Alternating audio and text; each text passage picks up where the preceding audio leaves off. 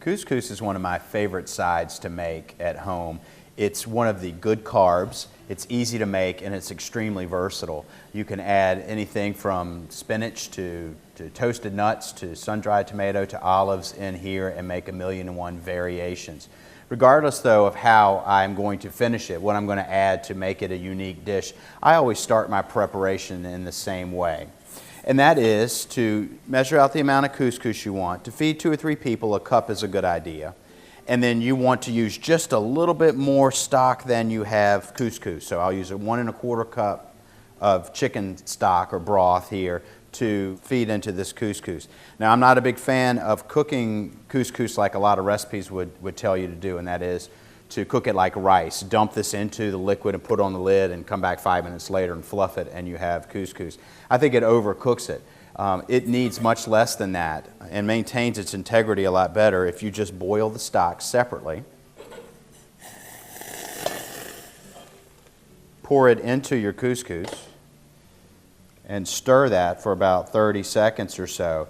It will absorb the stock or broth or even water if you're using that, though I really think broth or stock is a better way to go.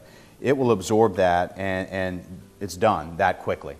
Now, regardless of what variation I might make of this, I always start with the same things. Once this is cooked, I add fresh lemon juice, olive oil, and salt and pepper to mine. And then at the end is when I would fold in something like toasted nuts like we have here today, the almonds that we're putting in. So this is almost completely absorbed. You can play with the amount of stock that you use, certainly. If you want to have it even more done, you can add even a bit more.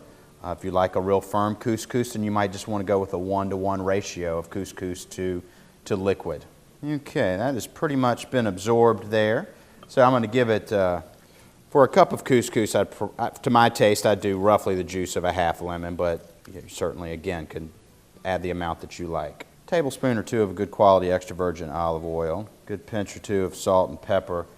If you're using a stock or broth that has a lot of salt in it already, you're probably not going to want to add much. But if you're using a homemade stock that doesn't have any in it at all, then you probably will need to add a couple of good pinches to really bring up the flavors. So there you have it. Just mix all those ingredients together and you have a great side dish.